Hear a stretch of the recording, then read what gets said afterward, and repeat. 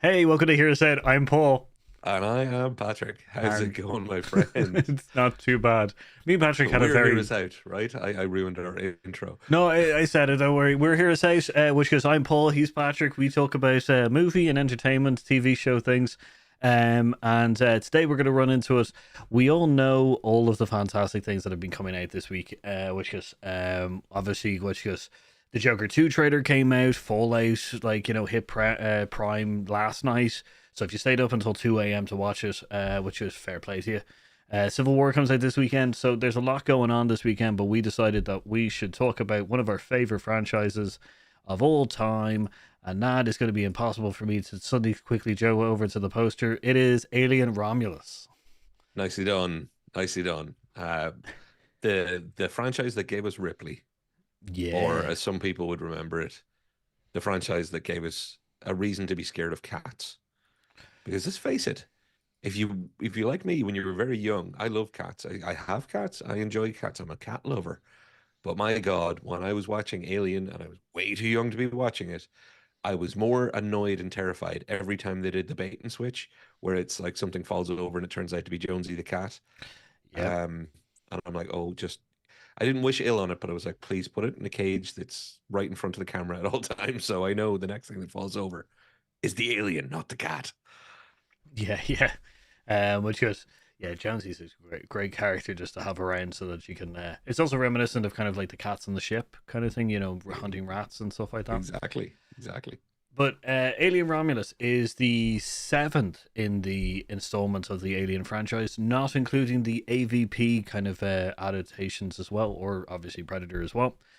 Which is this one is being directed by Fede Alvarez. Alvarez, yeah. Yeah, so he is famous for, which was obviously Don't Breathe, Evil Dead, the 2013 one, not the newest, the latest one, and from Dusk Till Dawn, the TV show, the adaptation of the Quentin Tarantino kind of Yeah, like, originally and Quentin George, Tarantino and Rodriguez movie, I think, yeah, and George originally. Clooney and stuff like that. So Yeah. fair amount of people in that one. So he's got a very good kind of horror pedigree of directing kind of horror gore kind of stuff. So it's good that they're bringing in someone with horror kind of Oh, it, job. it's it signals intent, doesn't it, Paul? It signals intent that we're getting ourselves a scary, a scare director. We're getting somebody who can direct a movie but can also direct scares. Just go and get an action director. Yeah, yeah. Like that's the thing. If you were doing Aliens, a kind of a really soft reboot or something of Aliens, like you would get, which was maybe something like, oh, I guess, oh, getting a little bit unstable. There we go. Yeah. So yeah, horror director definitely shows intent of a horror kind of movie. Definitely shows, which is what they're kind of planning for. And as you point out, if they got like Ripley Scott or James Cameron, I think James Cameron would be um James Cameron, if they got him back, it would be more kind of like Aliens again. If they got Ripley, I think he's already shown Prometheus and Covenant are kind of the ways he wants to go, which is more kind of evolution of the Xenomorph kind of story. But getting Fade Alvarez in, it sounds like he's going to go for more horror, which is great because Ripley Scott's also the producer. Um, we only have a small select kind of cast right now, and only three named characters. Which is we have Elizabeth Marced. Um, Isabella Merced, yeah. oh, Isabella Marced. Sorry, apologies. Which is very famous for recently. For Madam Web, Transformers Last Night, Spirited Untamed. She also has kind of a quite good back catalogue of kind of child actor jobs. Obviously, when she started in the industry, also voicing Dora the Explorer in several of those movies, kind of thing. So she's got an interesting kind of changeover from, I guess, well, I Yeah. guess Madam Web. And let's face it, Madam Web is not, you know, the time to keep kicking on Madam Web is over. It's dead already. Let it go, sort of thing. But for her, I think the fact that Madam Web should have been on the ascendancy for her. It's really nice that while she was filming that, she obviously knew she was going to be doing this. It shows career path trajectory as far as being cast for things anyway. Because I don't think anybody would blame the Madam Web failure on her.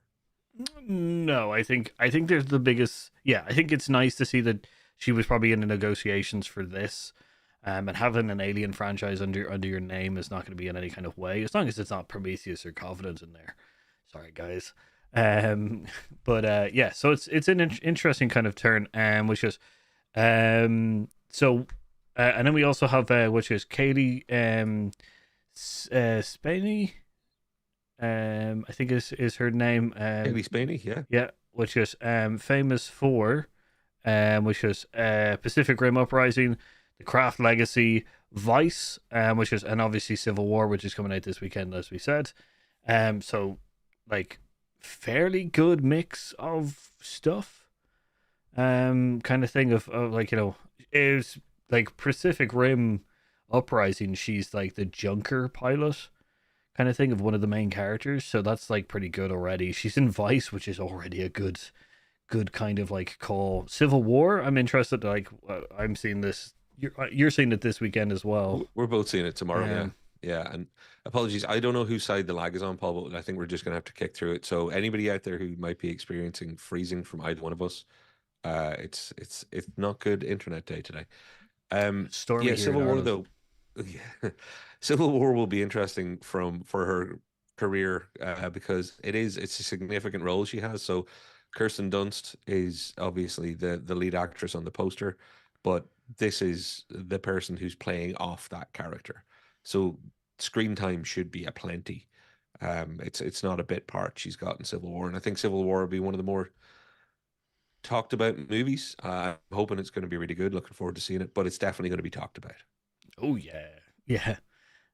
So off the back of that, hopefully, also a good Alien Romulus film, which was, we also then have David Johnson, who is fairly unknown, which is, I only know him from when I looked through his IMDb page, I only got him from Industry and Murder Is Easy. So those two kind of TV shows, one being a BBC show, one being a HBO show, kind of thing. Yeah. I like seeing, as I said, kind of, I like seeing them kind of get unknowns, or kind of like, they're not getting like Michael Fassbender back to play David or Walter or anything like that. Or they're not getting, like, as far as we know, they're not going to get Ripley back, obviously, with Sigourney Weaver. So I'm happy to kind of see a more kind of like, I guess, mixed unknown cast. Yeah. And that's the thing. Although let's say it's not a stacked cast, as in it's not wall-to-wall stars. And I actually think that might be a good thing. Same as I think what you're hinting towards. It's probably a good thing that they're signaling their intent with, look, we're getting a director who we think can do tension. Oh. We're getting a cast of some up-and-comers.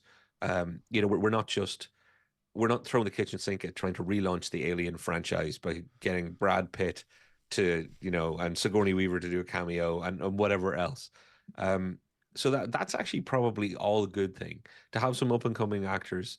I'm not going to say it shows confidence, because it's not as easy to get people to do things after Prometheus and Covenant. I would imagine it's not the franchise it once was, thanks to 3 out of the previous 6 films, in my opinion, which aren't exactly stellar. But to go back to basics and say, hey, we can do this on story. This is a property that we can make story work for. And if they do that, and it looks like they're angling that way, then it could be really good. Yeah, well, I have to agree with you on that kind of thing. It's like, slowly building up the franchise, slowly building up the story. So picking this movie particularly, kind of thing. So just kind of highlighting the franchise. So 7 movies. This movie, and this isn't in chronological order, at the bottom, I guess, would be the best way to describe it. But this movie comes in between Alien and Aliens in the chronological order. It is a standalone film. So no characters will be coming back as far as we understand it. Which is the way to do it. Yeah, you don't need to have seen the other movies to also come in on this kind of thing. The rumor of Kaylee Spaniard to play essentially Ripley's daughter, which has also been I think is also Debunked. wrong. Yeah, Yeah. being debunked, kind of thing, which I'm really glad for, to be honest, because like in Aliens, we find out that spoilers, she passes away of old age. So if they were to bring her into Alien Romulus, it's just like, oh well, she has plot armor, guys. Like we know she dies of old age, kind of thing. Unless they're lying Exactly. to her, but like they're, it seems a bit weird thing to be It just would be a like, weird thing to retcon too if yeah, they did then kill her. You'd be like, well, what, why? Now, Paul, the placement of this movie in the timeline. So quickly running through the seven movies. Alien, one of the great movies of all time. yeah, Aliens, one of the great sequels of all time, possibly the greatest sequel of all time. Alien 3, I'll fight most people on the hill to say that Alien 3 is actually really quite good. Massively underrated film. People expected things from it that it didn't give them. If they walked in without expectations, they would have got actually quite a good Alien movie. Yes, it could have been better in some ways. Then the fourth thing, Alien Resurrection, was a mistake. looking at you, Um, Josh Whedon. yeah, it was just a mistake. I think then Ridley Scott and the whole Prometheus thing, like I'm on record that Prometheus is one of my least favorite cinema experiences. I have bad feelings towards that, so I won't say a whole lot more.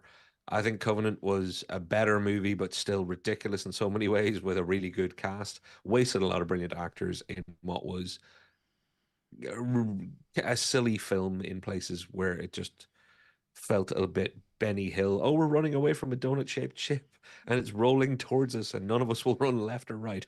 Like it wasn't up to the standard of the franchise. In fact, I'd say that some of the Alien versus Predator movies were actually better entries in an Alien franchise, but they don't they should I'm glad that you've parked them to the side because they shouldn't be in this conversation. But Alien Romulus, I'm so glad that it's not coming after Prometheus and Covenant and the kind of the prequel build up mythology. Yeah, I'm also glad that it's not coming after, let's say, that resurrection thing. yeah, So putting it and saying, look, we're putting it here where it should be, but it's also standalone. So the only thing you really need to know from the other movies is if you liked the first one and the second one, which most people do, we're going back to that era yeah. of the universe, but we're going to be in a slightly different corner of it. So aliens exist. That's all you need to know. Now go make your alien movie. Yeah, pretty like that's the best kind of thing of it all is the fact is that they've made a standalone kind of they made a standalone. They've made us kind of hint and possibly guess at what the whole kind of story is going to be about. Because obviously in this time zone, Alien, obviously the crew of the Nostromo finds the alien ship, get infected, half get wiped out, and then which is they get Ripley obviously escapes, and then like 57 years later gets picked up and the aliens start. So this is also not only is it a good kind of filler, or possibly a good filler movie in between those two periods. If it doesn't touch them in any kind of way, which will be also like good, kind of thing, because it means that like because the problem with Prometheus and Covenant was that they were just like this is how it all started, and instead of focusing on kind of like the horror aspect and stuff like that, they were just like we'll have horror, but we're going to focus on the evolution of the aliens and how they came to be and what their origins and stuff like that. And as we said repeatedly on this show, filling in the gaps of an origin of a horror or a monster Yeah. thing is always a mistake. Yeah. Our Always. imagination of what the hell, like just the fact of they just are an alien species that are just out there is terrifying enough. And the the pilot, the creators, the engineers, the whatever way you wanted to look at the massive beings that were hinted at in Aliens and in Alien and Aliens, I, not knowing is way more powerful than going back and explaining. Yeah, like Just so much better. retconning the space jockey was a bit weird kind of Yeah. thing and stuff like that. Like yeah, it was filling in a gap that no one asked for. Like Resurrection, I'll be House of Prometheus and Covenant. I'll kind of defend Resurrection in their kind of like joy of going towards it. That ship and the military have a like terrible time of and like their budgeting meetings better have them absolutely like drawn and quartered because of the mistakes that they did. But Prometheus and Covenant focus on like the evolution of the aliens before we met them. Whereas Yeah. Resurrection was just like, they've met us a couple of times and we decided to screw with their DNA to try bring them back. So this is what happens. It's kind of It like, could have been a really fun movie without Sigourney Weaver. yeah, like it could have been an interesting kind of an interesting kind of entry in the franchise a little Yeah. bit. But Prometheus and Alien Covenant just tries to fill in the gaps. And like I'll Yeah. excuse the technology kind of looking more shiny than it is now and all that kind of stuff. But I Yeah. will say this: no one in the franchise up to Prometheus and Alien Covenant, sorry, Prometheus and Covenant, are like overly make stupid decisions, which is one of the big things Yeah. because everyone in it, people say that Resurrection, everybody makes a stupid decision. The only stupid decision that they make is to bring back Sigourney, like to bring back Ripley and the Xenomorphs. That's the first Yeah. decision. Not having internal weapons inside their spaceship or having that recall thing is also bananas. But like they don't make stupid decisions that causes them to be there. You know? No, yeah, it's not like what then proceeds to happen in the following two movies, which is ridiculousness after ridiculousness. Well, the second something like was weird in Prometheus, everybody should have been like, "We're done, we're leaving," you Yeah. know. And in Yeah. Covenants, the whole thing of like, "Let's land on this planet we haven't surveyed or anything," just like I get the whole, "Oh, we can't go any further because this will destroy the ship." It's like, great, cool, got that. Didn't seem to falter David at the end of this, but let's not which goes go Well, there and the plot holes. But yeah. them going down to a planet that they haven't surveyed or anything like that, when the planet they're going to has been surveyed like a load, it was kind of just like, you're all scientists, lads. You know, Yep. you have to be you know, and yeah, so I do have problems. But like aliens, it's the Marines are just expecting that they're just going to be going against another kind of mindless animal, not an actual intelligent species. Yep. Alien, it's a bunch of space truckers against an alien. Like, what the hell are and they gonna and do? it's and they're captive, and that's one of the key things to all of this. It's we've talked about it so far. I coined that whole kind of haunted house in space. That's why I love Alien. It's haunted house in space, done to the maximum. But this, like you said, it's characters, even just individual characters during the story and pushing the plot forward, are not making completely ridiculous decisions every scene. Because of course, everybody would have wanted to get off the Nostromo if you could just get off it as easy and survive. Like, in the end, Ripley ends up being in cryo sleep for way longer than she should have. It's not like, oh, they didn't take escape pods. Look, she did in the end. So like, no, it had a negative effect. She outlived her natural lifespan, lost a child. Like, there are consequences. Same thing, aliens. There are some minorly stupid decisions, but they're always character driven by greed or whatever it is. I'm looking at you, Paul Reiser, with the company man Yeah, here, or an incompetent sergeant who's not ready to be in charge, whatever else. But friggin' hell, like, yeah, the rest, like, okay, again, shouldn't make this about Prometheus and Covenant. But what I will say, Paul, is, and excuse the pun, to find the space in this timeline to have your standalone movie, it is the perfect space. It's the perfect gap to yeah, put this movie in between the first and the second. And if done well, it won't affect either of those movies.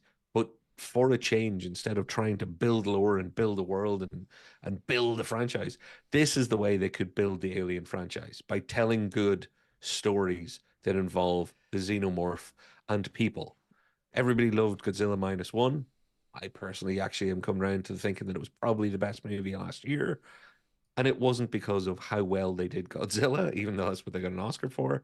It was the human characters. hmm. Alien had that too. It's had it from the start. It's why when you talk about Alien, Xenomorph comes up last. Yeah, Ripley comes up first.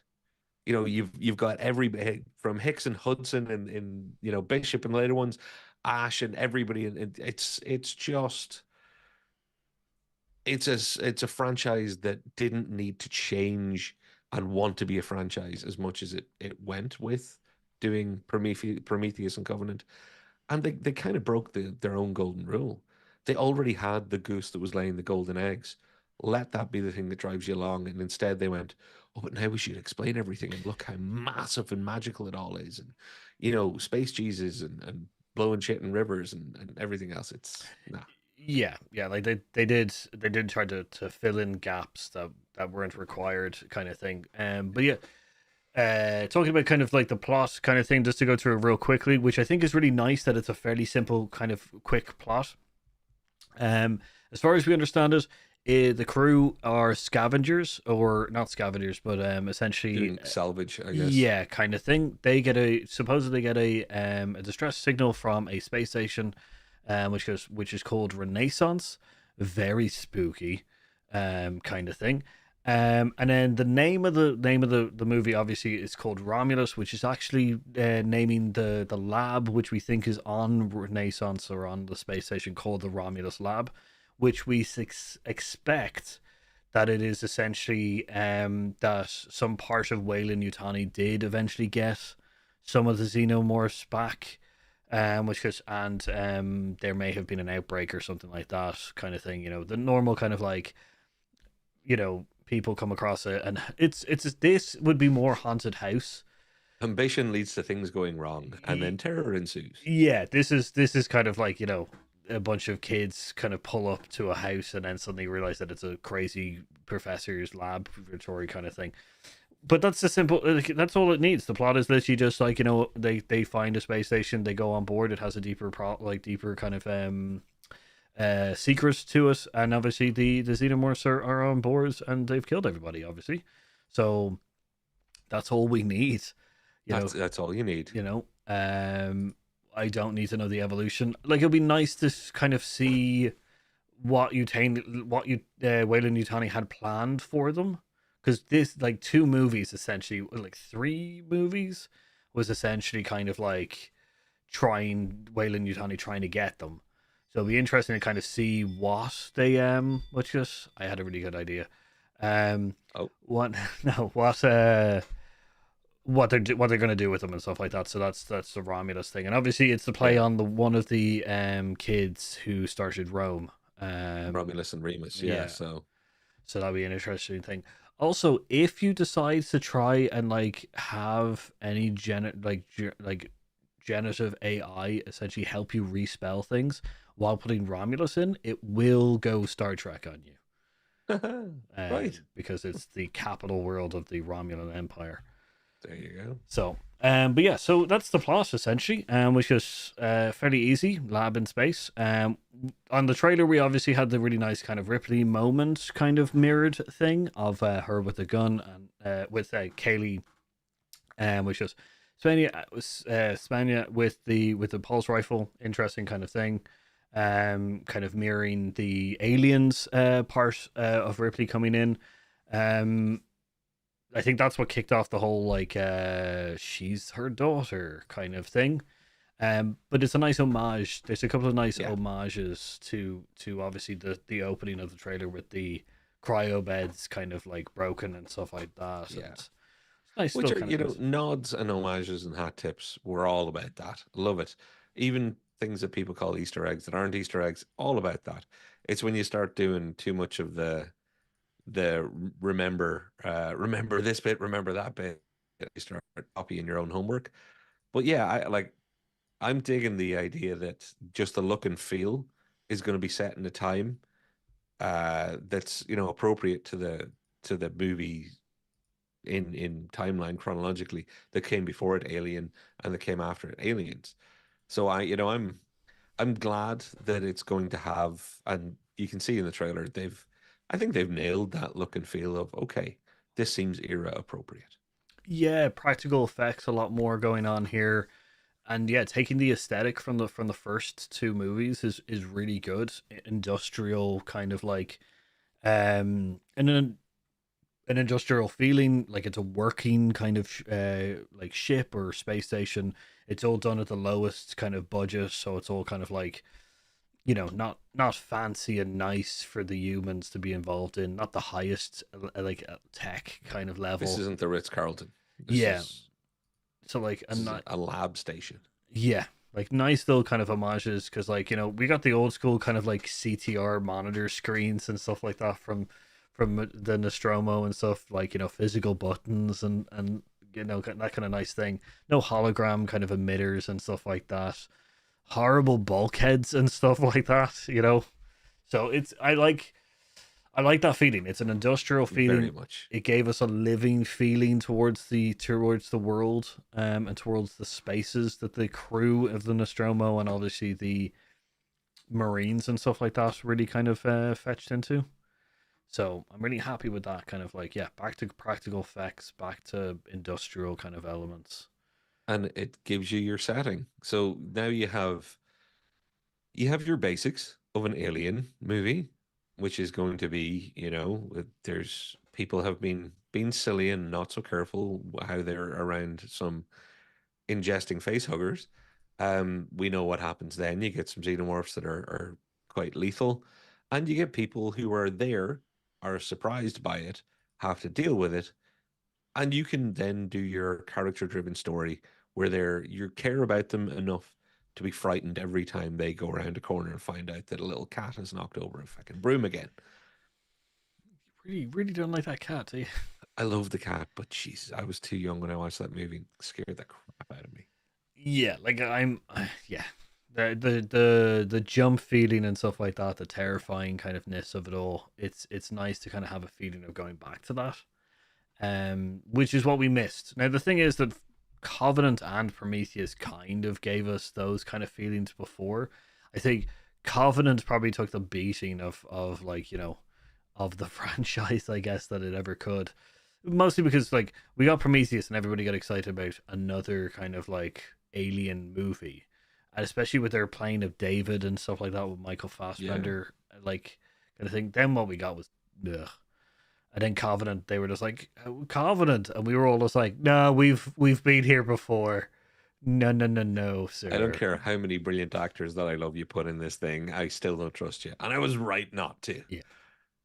So, I'm happy to see them kind of go back to horror roots and stuff like that. So that'll be good. It'll be good to see horror roots back, industrial feel, look and feel, and stuff like that. So, we're gonna talk more. Sorry, do you want to go? No, no, I was going to say, what are we going to talk about after the ad break? We got So, to take a little break now. yeah, we're gonna talk more about kind of with the franchise as a whole, with this one coming in and stuff like that, what it means for the franchise and what we're looking forward to. So, cool. Yeah. See you in a couple of seconds. Be right back. You obviously like two people talking about movies, or you wouldn't even be seeing this ad. Well, don't tell anyone. But Hear Us Out isn't the only choice. You should check out our friends over at It Takes Two podcast. It's a podcast where two people take two films with the same plot or premise, watch and discuss them. Films like Gremlins and Critters, or The Truman Show on EdTV. Lisa and Nick don't stop there though. They get creative and compare some unexpected movies. Some that you don't see the connection until you realise that they can be described in the same way. They launch new episodes every second Tuesday, or Monday if you're in New Zealand. Find them on your favourite podcast service, or check the link in our description down below. That's It Takes Two podcast. Tell them Hear Us Out sent you. Hey, welcome back. So yeah, we've been talking about essentially look and feels of stuff, the franchise as a whole, how our feelings are of some of the newer entries of it. Which is I promise I'm not going to go back over Prometheus and Covenant anymore in the rest of this video. I'm done. I'm not. But yeah, what does this mean for the franchise? Do you think, Patrick? Of kind of like, I guess this is kind of seen as a kind of lower budget, maybe going back to roots feeling. What do you think? I think I think it's a good chance to get away from the name and the weight of the name, because let's face it, Alien and Aliens were, I'm not gonna say they were too good because that's a ridiculous thing to say, but they were so good. And because you have such a rare track record of brilliant sequels, that you then have an expectance of franchise and the Yeah, weight of franchise. Like, look at what happened with Terminator. You know, Cameron's involved in both sequels, I grant you, but what Scott and Cameron did with Alien and Terminator, and then Aliens and Terminator 2 Judgment Day, it forced everybody's hand into, wow, these things are great and getting better. Oh, don't stop now, which is most often what you should do. We recently did a video about everything shouldn't be a franchise necessarily. Yeah. And this is part of that thinking. So I'm hoping with so many missteps and own goals or whatever way you want to look at it, I'm hoping that this is the chance to go, okay, well, you know what we could do? We could just show some respect for the idea that we want to make a good movie as best as we can with some good storytelling, and we're going to use the basic building blocks that being an alien movie gives you. And let's see what happens.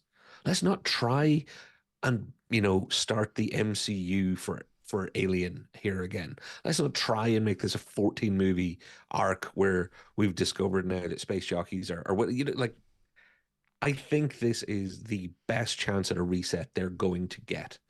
So I really hope, like, even if it's only a mediocre movie, if it's its own mediocre movie, Yeah. I think that's the best we can hope for. Yeah. I definitely agree. And if it's a mediocre movie, it's already better than half the franchise. Exactly. If it's its own thing, I'm cool. Yeah.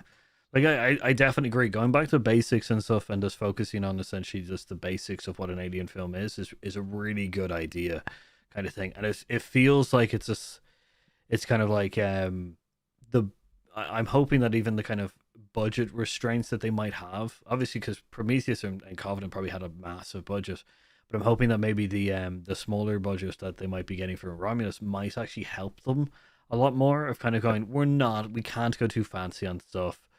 We're not going to run away with ourselves. Yeah, we're going to have brakes on this train.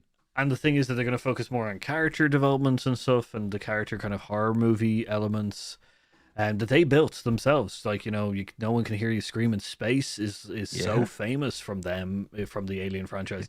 But I do agree. I do think that their success may have ruined them in the sense that it made them a target for our nostalgia kind of buzz that we've been talking about. In the sense that, like, Terminator and Terminator Judgment Day were so successful that it was inevitable that they would try to do a Terminator 3 to complete the franchise or continue the trilogy, which then turned into Genesis, Salvation, and which was Dark Fate. Alien, I think this the first and second one also once again had a little bit, but it had a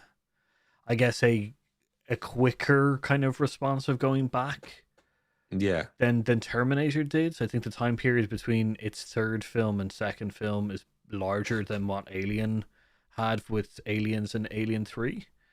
I think so. It could be about the same, actually, but yeah, I think it might be a bit longer. Because Alien 3 is not 2000s. No, it's 90s. Yeah, whereas Rise of the Machine is definitely to early 2000s. Yeah, so, you're right. Yeah, so like it feels like they went back to the well sooner with Alien than they did with Terminator. Yeah, true. Yeah, and I think it's because maybe Terminator was a lot more of the reason that they went back to it is a little bit more audience kind of, not audience recognition, but a wider audience might have gone to Terminator than they would have gone to, because it's quintessential action film, whereas Aliens is like horror sci-fi. It's known for higher sci-fi rather than Terminator being known as, action sci-fi, I guess. And there's one other factor too. To be fair, Schwarzenegger was booked out, like the 90s action boom. Convincing Sigourney Weaver that it was a good idea to do a third one apparently wasn't the easiest thing in the world, but at least I'm not saying she wasn't in demand. She's always been in demand, which is bloody right. She should be, but not in the same way. Like Schwarzenegger was true-lising himself out the door in the 90s. Yeah. He was making everything that could shoot a rail gun through a wall with little blue hoops for the Eraser fans out there. Yeah. Wow. Deep cut. Sorry, went there. Wow. It's like, the Eraser guys are going to be on us now. We're going to be erased. But yeah, no, I definitely agree that, it definitely feels, but it feels like, once we got to Alien Resurrection, it feels like, I guess the only place that they could have gone was either just to continue on the trend of essentially worsening kind of action horror films. or try to kind of mix it up, which I definitely do appreciate Prometheus trying to do, is trying to mix things up a little bit. I don't Okay with that. appreciate the result, but No. I definitely appreciate them kind of going, we want to kind of be seen as a more kind of like, I guess, more serious sci-fi horror kind of genre, or sci-fi horror movie franchise. So we'll try to go back to kind of telling a deeper story. I'm all for looking at things from a new angle, as long as you don't end up putting your head between your legs and looking up your butt. Yeah, You know, no, that's the thing. There's I agree with you, actually. That's a really nice way of putting it, because I've been overly harsh. I don't hate that they tried. I hate how they tried and failed, yeah, because I think that's there's a cynicism to how they tried and failed for me. oh yeah, no, like they tried to go do something like that was probably the, like as we said, an absolute terrible mistake, which is explain the xenomorphs. Like all you had to do was just go back and kind of maybe do a deeper story of like a recurring cast, maybe, as in like we have two movies of essentially like two movies of a certain group that are essentially trying to survive maybe on a planet with xenomorphs and stuff like that. That may have been a little bit more interesting, not kind of like, hey, let's tell the Like, origins of everybody, possible. at this point, or at that point, the Wayland Yutani Corporation had done enough to deserve a place in the story, let's say. So instead of even going back, they had an opportunity to go slightly off to the right or to the left from the main kind of topic of Alien, and really go down, okay, we're going to make a corporate greed horror film here. We're actually going to, if Aliens was about Sigourney and the Marines with one company man, what would it be like with lots of company people? There was all sorts of angles they could have taken to expand and look at in new directions. But yeah, I'm not going to say it again. You're right. They just tried to explain loads of things they shouldn't. But Paul, to get me further away from Prometheus, can I ask you, is there going to be a synthetic human, as Bishop liked to be called? As far as we understand it, which is we haven't been exactly told, but David Johnson definitely looks like a possible synthetic in the trailer. It looks like he may be a person, or like a synthetic person, maybe left over in the station, because obviously the xenomorphs have no need for essentially a replicant, Yeah. or not a replicant, sorry, They're not a viable host for them, which that's where I would have taken my movie instead of Prometheus. I would have been like, what's been really interesting? Ash and Bishop and Yutani, and where we can like mix those two things up as an interesting immunity versus anger, xenomorph versus synthetic human scenario. Like, there's a lot to be done, and that's why I kind of hope that there is. That's one bit of continuity between Alien and Aliens. You have a character who adds so much in different ways, in completely opposite ways almost, in Alien and Aliens. You've got the darkness, you've got the polite, mild hero. I'm so excited, in particularly for Romulus, to see, do they use that? Because that is one of the building blocks from those early Alien movies that you can use. They're in a position to use it quite well, and like you say, it does look like they're gonna. I'm excited by that. I'm very excited by that relationship, because even just small plot points, but even scenes, can be driven by the very nature of the simulated human. So I'll be walking in with very much a kind of a nose in the air sniffing to see, okay, have you thought about what you have here? Have you thought about the golden ticket that you have in the alien world? Yeah, I fully agree, because like after Ash, which goes after Ash, there's no better way than building in suspicion immediately over a character and over their kind of like, I guess, intentions, than putting in Bishop. Like, immediately, like, and because the whole thing with Ash is we never know, like, we and the crew don't know that he's synthetic until near the end, kind of thing. And then Bishop comes in, and they immediately tell the story of Bishop. They immediately go, he is a synthetic, he is a synthetic person, kind of thing. They automatically try to dismiss like Ripley's fear of a synthetic, and then automatically build in a suspicion of us to the character. Yep. Kind of thing, which is just an amazing thing, which I definitely think they can play really, really well in this as well. As you say, there's no better way to automatically build in suspicion than having a synthetic, like, person in this film, because it's going to be way worse for us.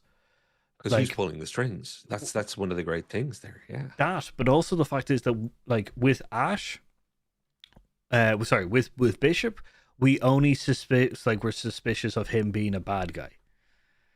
This new, if David Johnson is playing a synthetic person, we don't know now if they're going to go good or bad. So, like, exactly, both have been, both of the binary, the big yes and no, evil, good, evil have been covered. You got a lot of chance for nuance now. Anti-hero, reluctant hero, asshole with a heart. I don't know what way you want to put it. That's the thing, because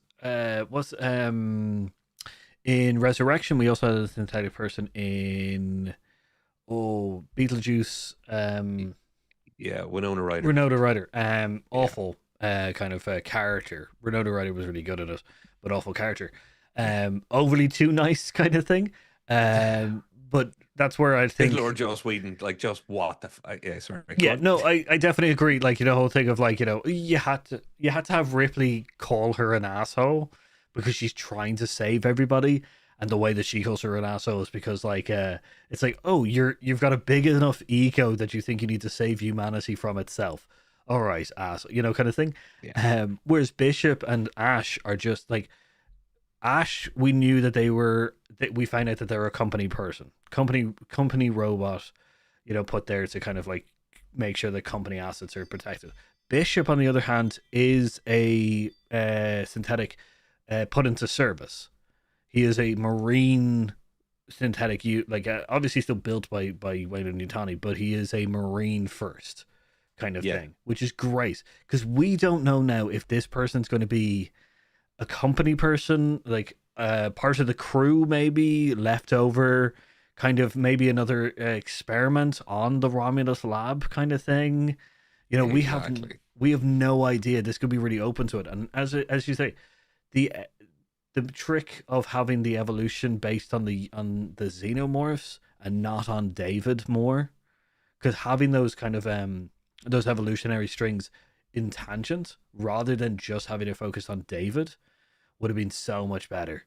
Like, having David turn Terminator or Skynet, kind of thing, and not mess with xenomorphs or anything like that, but just turn Skynet by himself, would have been really an interesting character of going, so now there's a crew of people who now have to worry about a big angry alien and also a crazed robot who doesn't like humans, and also doesn't have to properly fear facehuggers, Yeah. Exactly. Oh, and again, I'm trying to make sure I stay away from getting into a Prometheus discussion with you, or a Covenant discussion for that matter. But Paul, there's so many wonderful characters in the Alien canon, and for me, like, I love Bishop for the reasons that you gave, as far as who he is and what the audience and how they're introduced to him, and the doubts that are just subtly but perfectly played in so quickly and so fluidly. Some of the best storytelling in an action movie ever. But it's also his Pinocchio complex, which is always the thing you do with your android.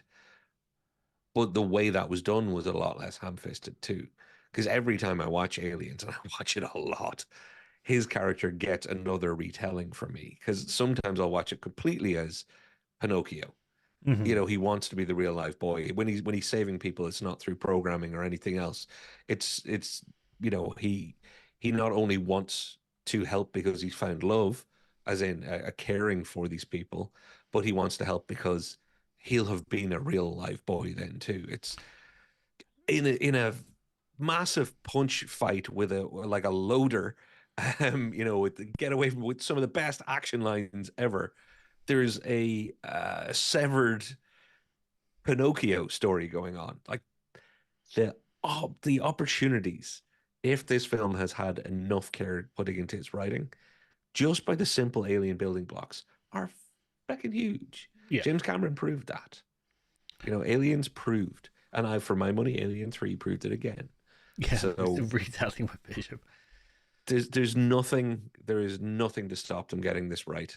And I really hope that they don't miss the golden opportunity that is the android on the ship or station in this case. Yeah, no, I definitely agree. I definitely think that the synthetic kind of story subplot line kind of thing will probably be really interesting to the main to the kind of mirror the main plot.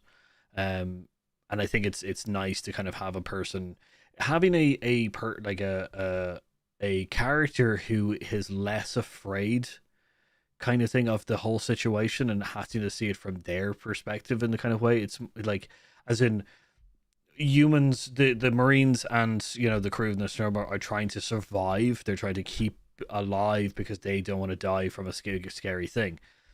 Bishop's kind of view was he wants to keep them alive, kind of thing. He's not as scared for their for the monster or anything like that. He's scared that they'll die, and because he's so it's a different kind of like survival thing.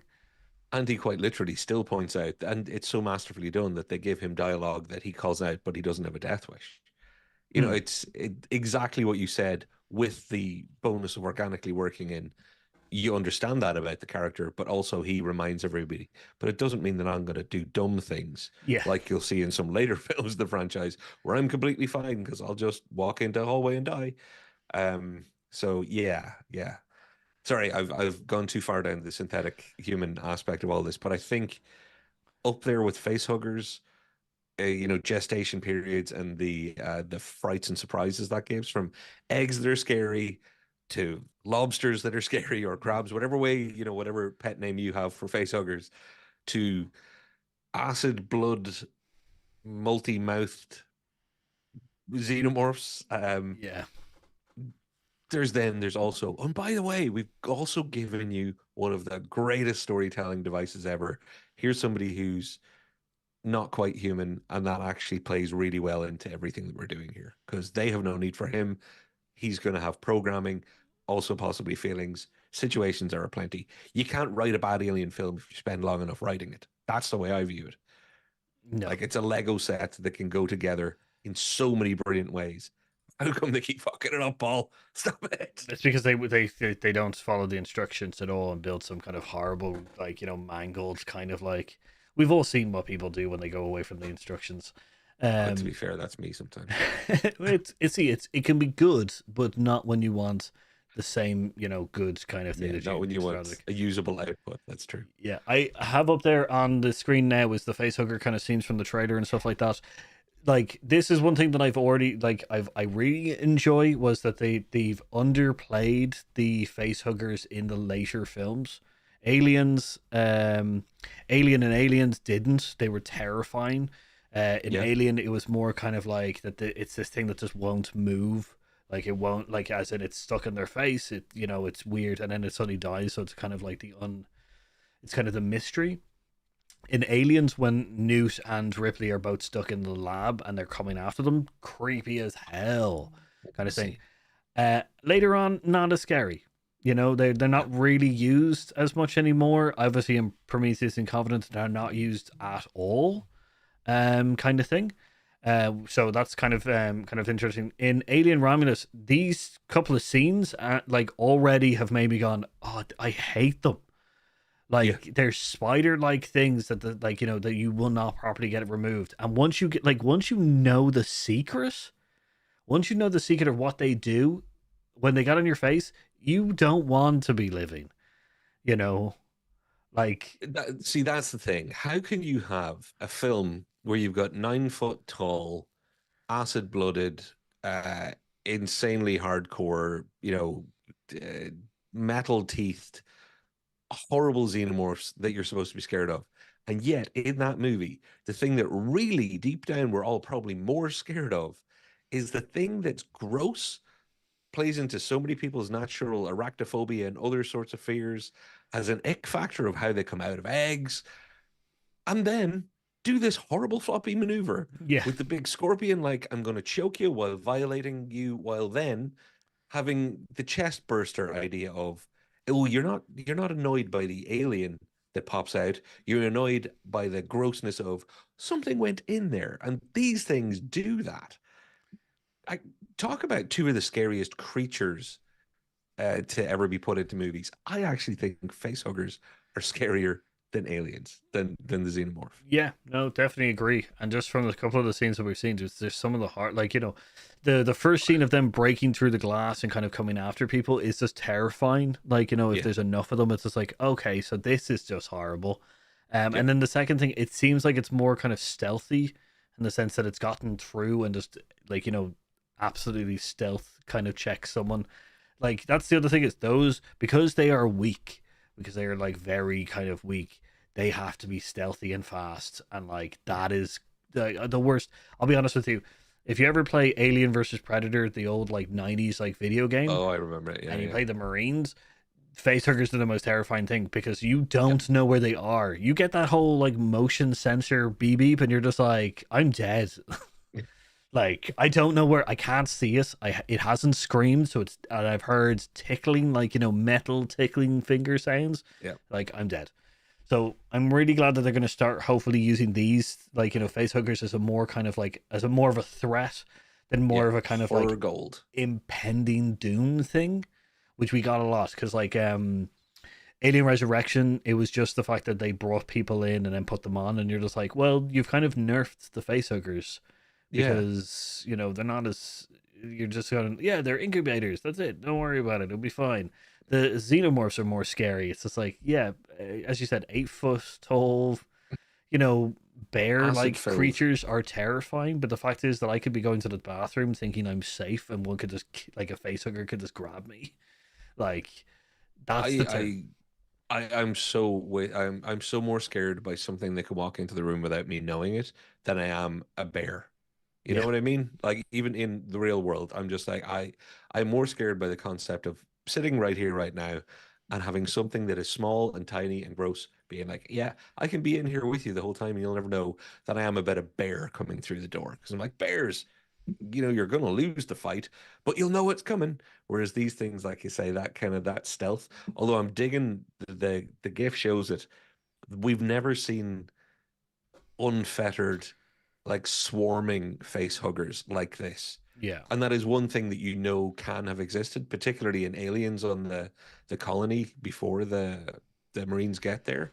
That's You know that it could have been just bundles of these things skittering down hallways going, there's so many of you, we don't even have to be stealthy. We're just like flying like frisbees. If you don't duck at the right time, you're catching one in the head, and it's going to leave more than a small mark.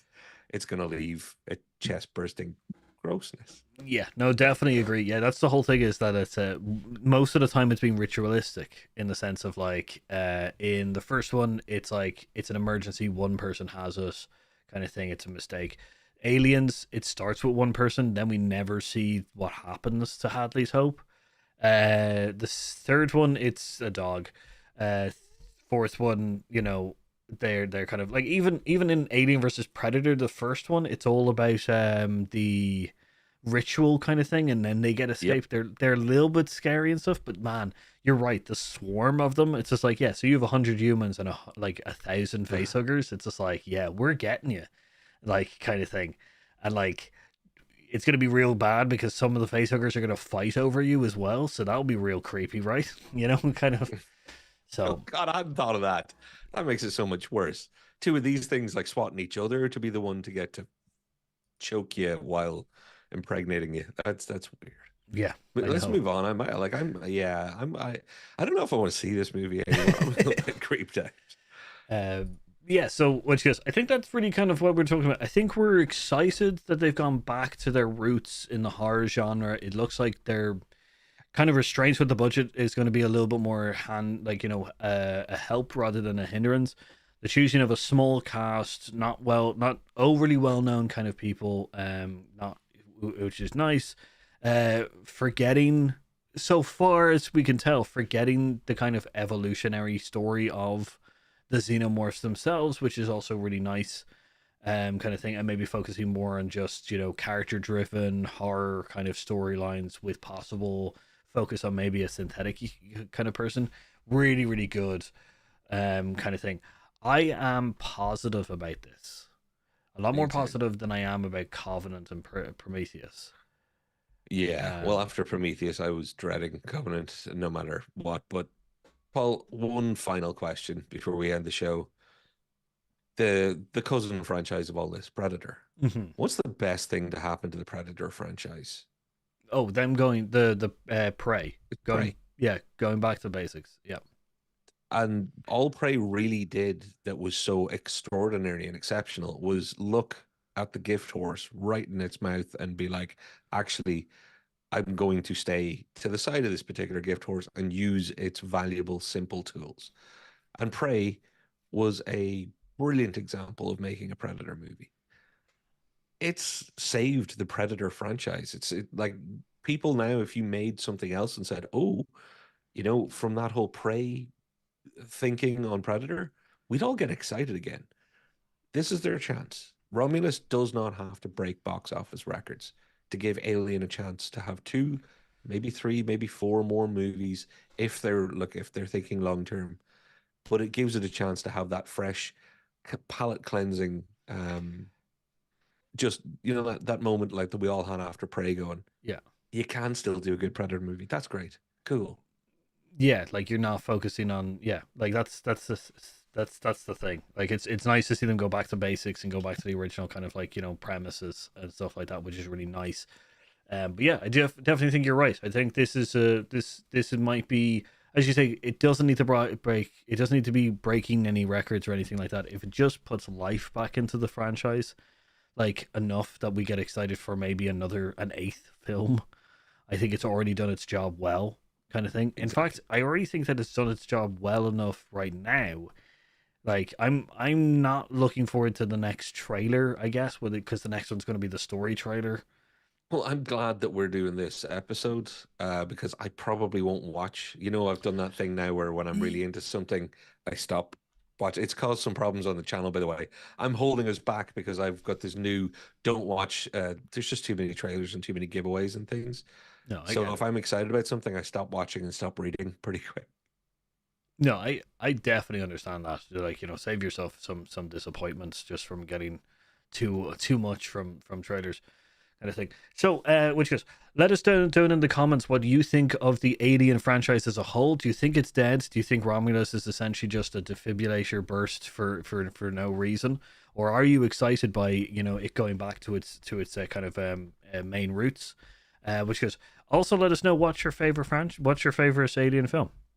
I think that'll be an interesting one. I think it'll be really interesting to see people suggest maybe the later half. I'd love to see the numbers on that actually. Yeah, I think it'll be Let really. us know. Is Alien or Aliens going to win here? Yeah. I like the Alien 3 massive show up in force to defend its honor. Don't say that, because the Alien Resurrection people will come out of the woodwork, and the Prometheus people will come out of the woodwork now just to troll us, kind of thing. But yeah, let us know then. Yeah, let us know then in the comments down below. Yeah, what you think this is for the franchise? What's your favorite Alien film? Which is, don't forget to like, subscribe, and ring that notification bell. I would like to say that as we look at our analytics, the majority of you are not subscribed, so it means it's very little to you, but means a lot to us. Which goes, especially if you like any of the stuff that we do here. So, which goes, I've been Paul, And I've been Patrick, and we've been HearUsOut. See you next time. See you next week. Bye, everybody.